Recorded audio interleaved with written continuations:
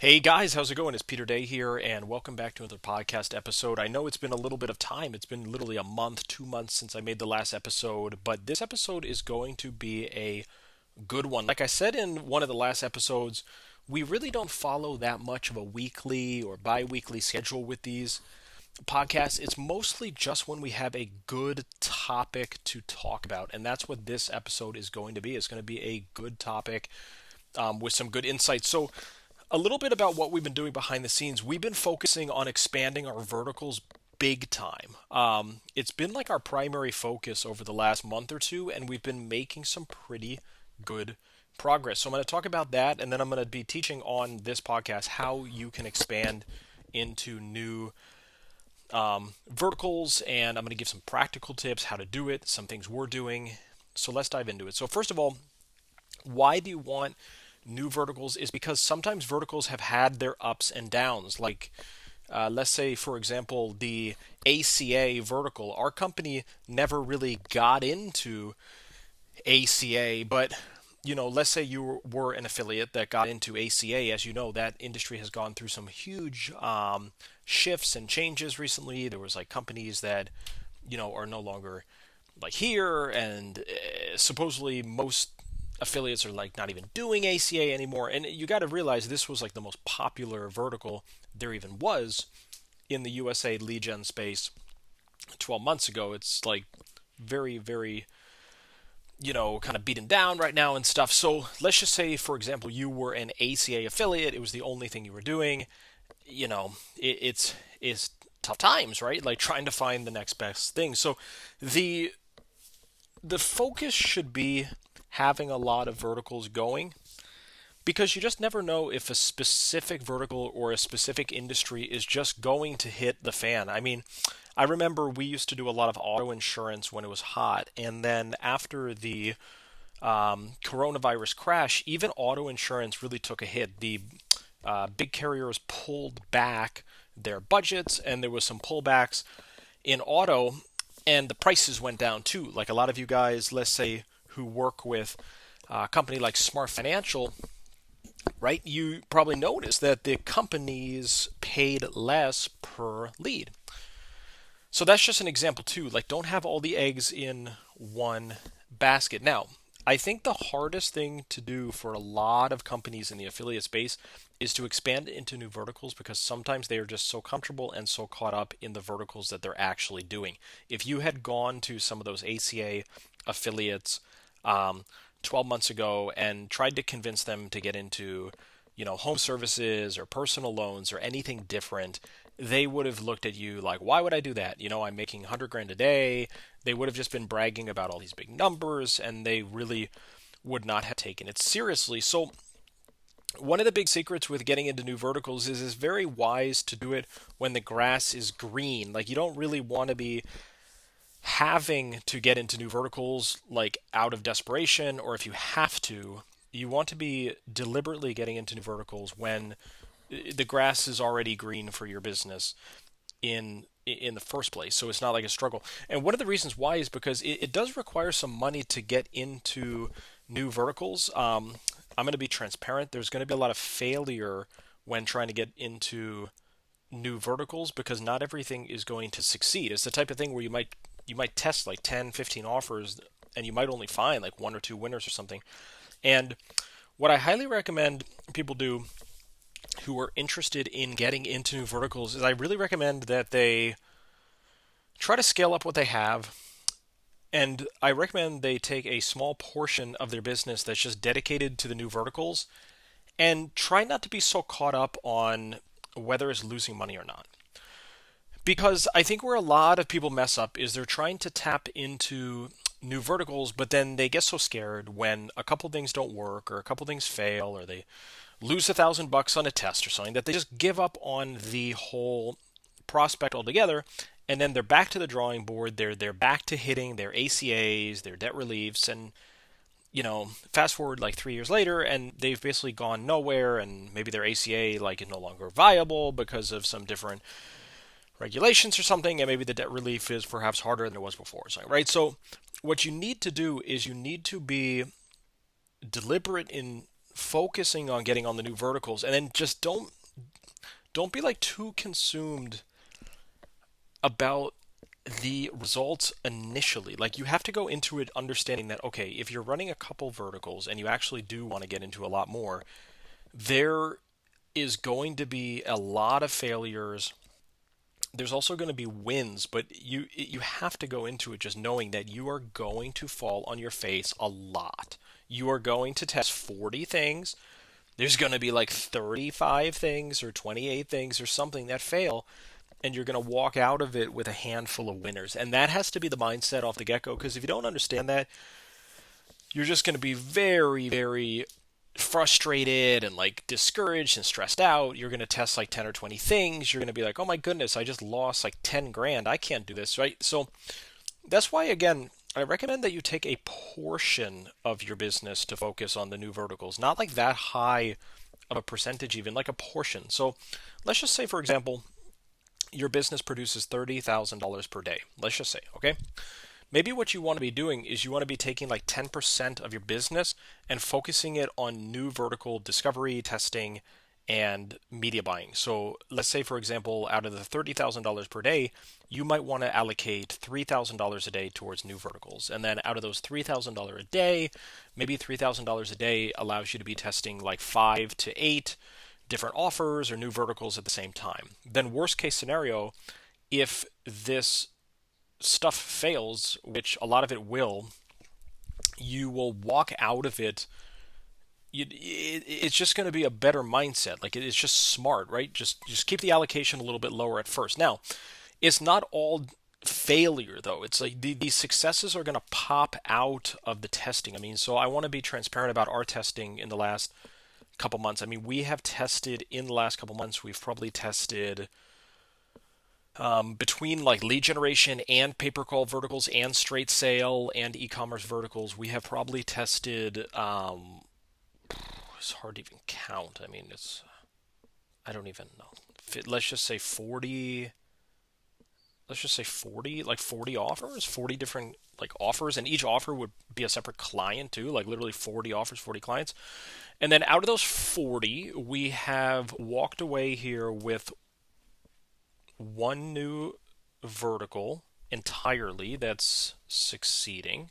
So another vertical that's up and coming, another vertical that's looking really promising that could work if we got more clients for it.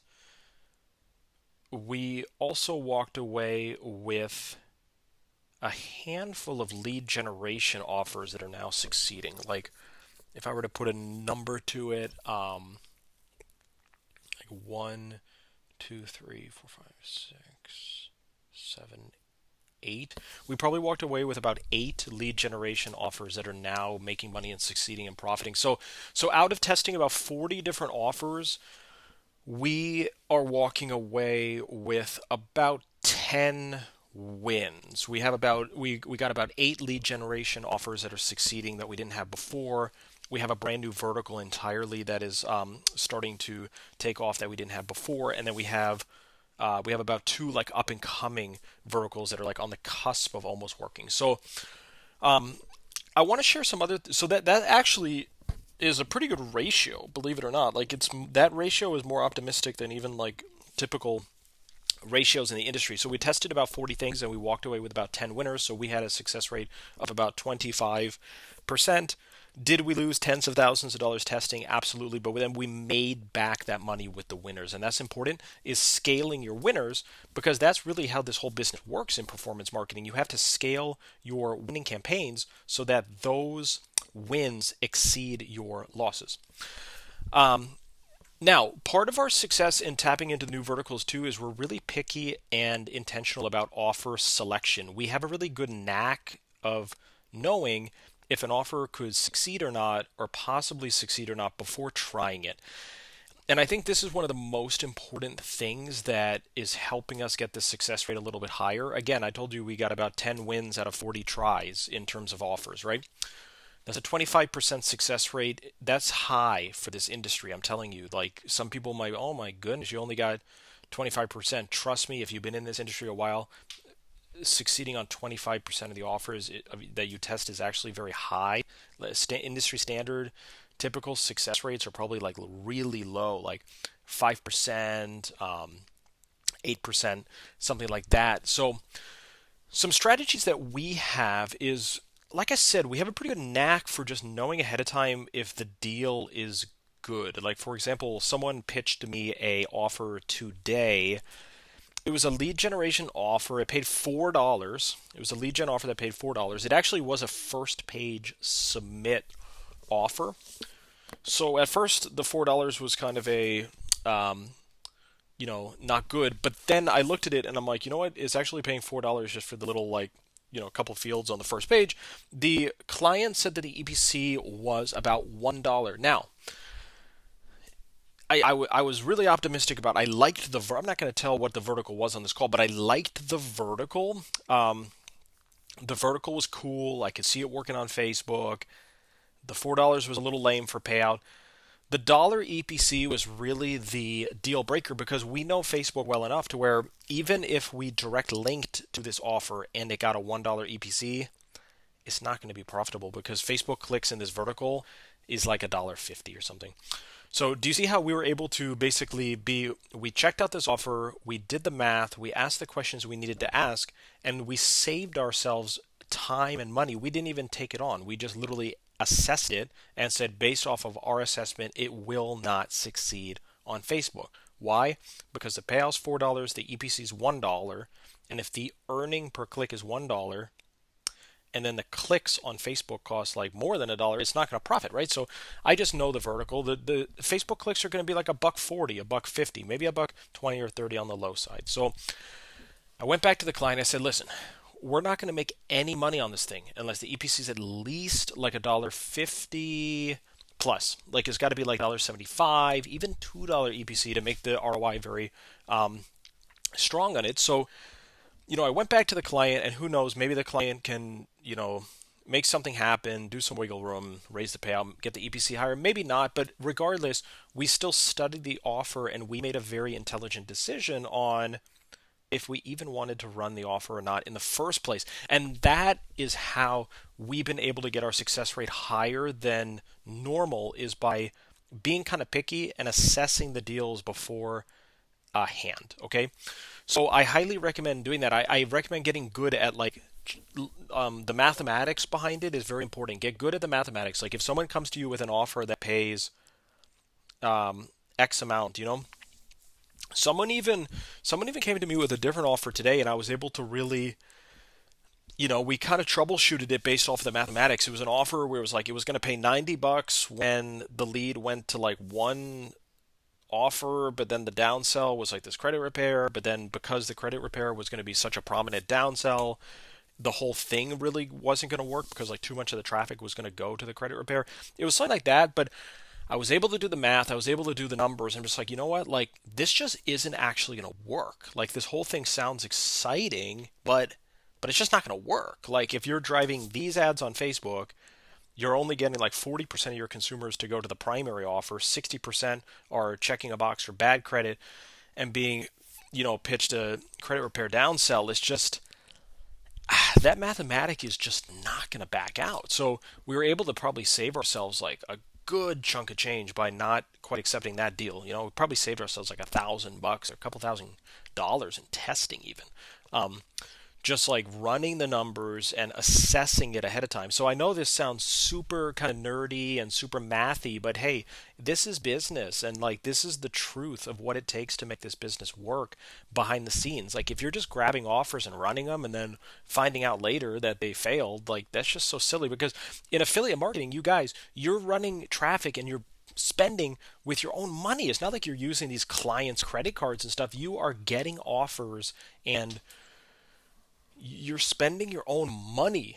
Like if you're spending your own money, you want to put your money where your mouth is, and you want to be like you don't want to waste your money. You need to be you literally need to study like is this a good payout? Is the EPC good? Is the conversion rate good? Is the like states good? Sometimes we've rejected so many offers because everything has looked really appealing, and then we find out that it's only accepting traffic in like 5,000 zip codes. We're like, really, seriously, that's not going to work. Like we know the traffic gets really expensive in like 5,000 zip codes. So it's stuff like that. If you're someone who is not really into the nitty gritty or the math or the details, then I don't know if the performance marketing industry is per se for you. At least from the media buying side. I mean, maybe the industry would work for you from like a biz dev or operation. I don't even know if operations, because that's kind of mathematics based too. But it's just, hey, this is the reality of this business. Is sometimes it gets nitty gritty, it gets geeky, and some of the best affiliates are some of the best geeks and stuff, right? So a lot of the affiliates making the most money are the ones that are really really nerdy. They just like they know how to do the rotators and the CPMs and the math and the EPCs and the geos and the red tracks, and all this stuff is super super vital to making the campaigns work. So some other tips to scaling into new verticals is, again, I think one of the biggest tips is just like allocating a portion of your business. And like, how is this practical on a smaller level? Let's say your business is doing 10 grand a day. If your business is doing 10 grand a day, you should be allocating 1 grand a day maybe towards other verticals and testing them. And you're not going to spend $1,000 a day on like one offer. You'll take $1,000 a day, and maybe that's spread out between like 5 or 7 offers or 5 or 7 verticals. You should be always, in my opinion, you should be at all times taking a small portion, maybe 5 to 10% of your total business, and be allocating that towards new verticals, something like that. Now, what is also very helpful is doing this internally. I mean, it's got to be hard if you're like a broker. Like, how do you test new verticals? You're just like pitching the publishers and like hoping they bite on it. I recommend, if you're listening to this audio and you don't have an internal team, I highly recommend actually like building out an internal media buying team, so you actually have the ability to do it. Otherwise you're just at the mercies of like begging or asking other people to run your offers and traffic, and that's going to be very hard if you're trying to convince them to run stuff and you don't even know if it's a new new vertical and stuff. So I highly recommend building up an internal team.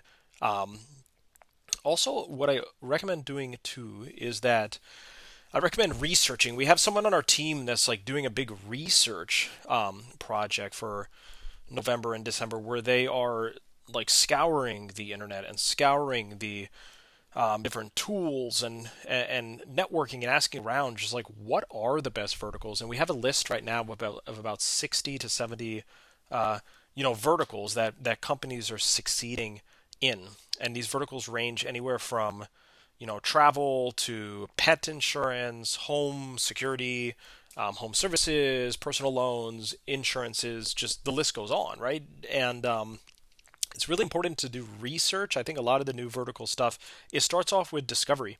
You got to figure out what these new verticals are.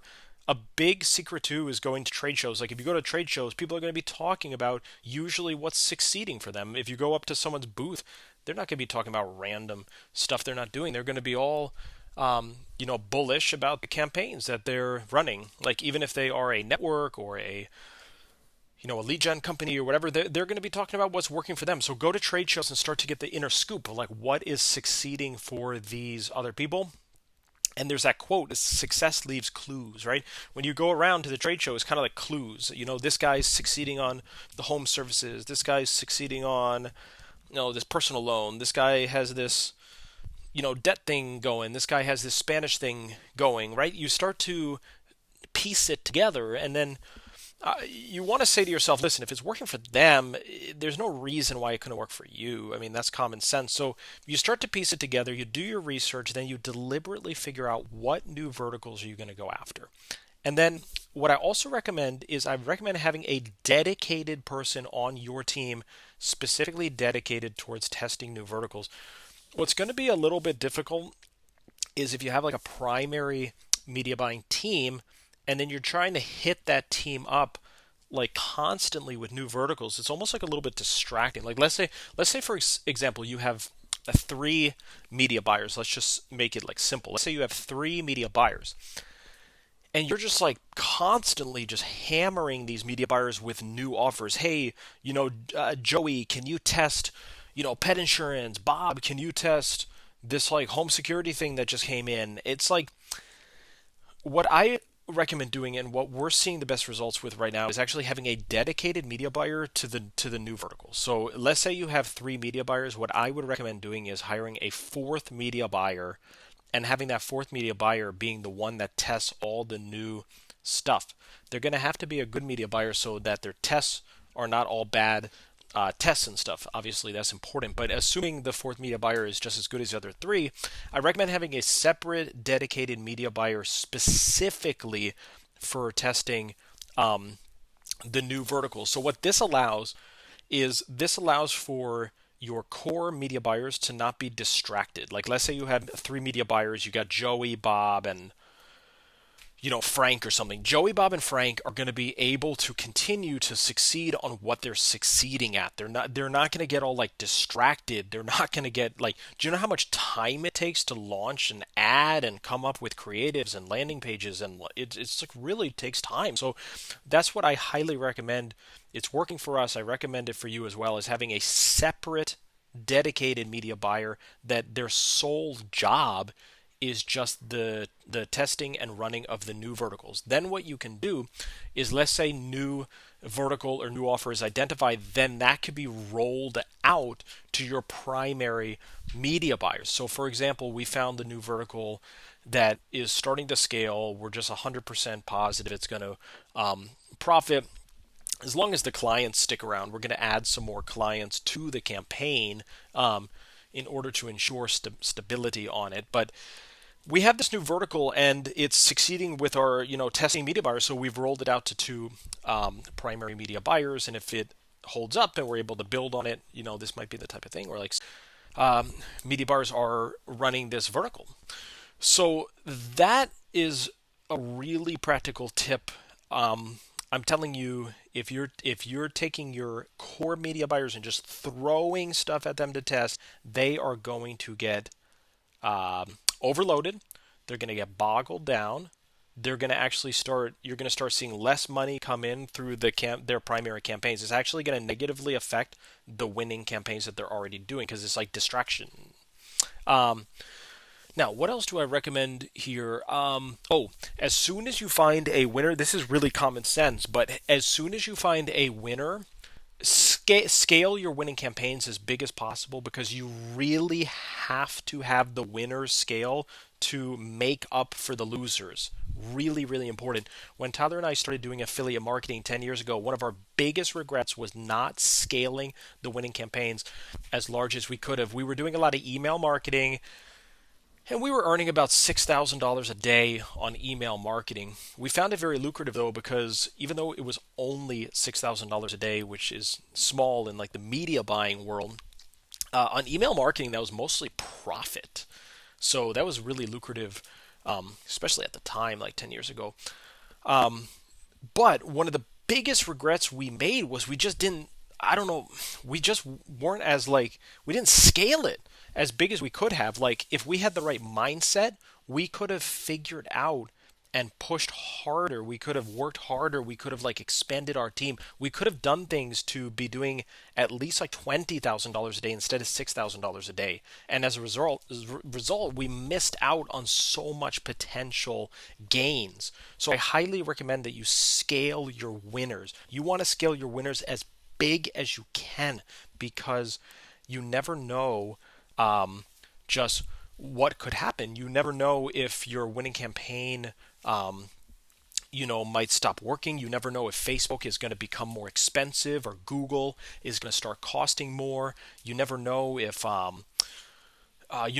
your client's gonna like shut down their doors, or you just never know what could happen, and you don't want to have regrets. No regrets is so important. So I highly recommend it's just so important to scale the winners hard. I can't emphasize that enough. I can't. It's one of the most important things. It's just when you find those winners, just literally kind of balls to the wall kind of scaling. Whatever that takes, like multiple Facebook accounts, multiple Google accounts, whether you have to like take out like a loan or apply for more credit cards to get more capital in order to spend more money on it to scale. Figure it out, but scale it and don't have regrets. Don't look back a year later and be like, I only did like 2 grand a day when I know that that campaign could have produced like 6 grand a day, you know? So, guys, these are some tips. I hope this found you well. Let's talk about some practical things. So, we did some hiring. We did find some 2 brand new media buyers in the last month or two, which we're really happy about. So we're probably not doing a media buyer hiring round for some time. If you do want to get on the wait list for that or keep your eye out for that, we might be hiring again for media buyers maybe in the first or second quarter of next year. So just keep an eye out for that. For the time being, we are good on the media buyer side. If you have opportunities for referrals, we'll definitely take some referrals. So we have a referral program for clients. So the client could be in pretty much any vertical under the sun, now that we're doing all these different verticals. But if you have a good client, no matter what the client is, and you think we could succeed running traffic to that client, reach out to us. The best way to reach out is through email or Skype. How you can email us is you can go to our website, optimizetoconvert.com, and then if you go to optimizetoconvert.com and you go to contact us, you'll see that there's a support email right there. We check that on a daily basis and we will get back to you. So shoot over an email. If you have a client you can refer over, it can be actually lucrative though, because we can set up a referral agreement to where we'll pay you a commission. Like let's say the client pays $45 a lead or something. Maybe we can pay you $3 for every lead that comes in. So something like that, and then we usually pay our commissions for a couple years, maybe 2 or 3 years or something. But hey, this is easy money. If you're sitting on a client, if you're thinking, I know a client, I know some things they could succeed with, shoot us the email. Let's jump on a call. Let's chat. Let's just see if we can do. All you need to do is literally make the introduction, make the referral, and if we're able to land the client directly through the intro, we'll give you credit for it. We'll set you up on a commission, and you can start monetizing that referral. So let's take that seriously if that's an opportunity, and we'll see you on the next podcast. All right, talk soon.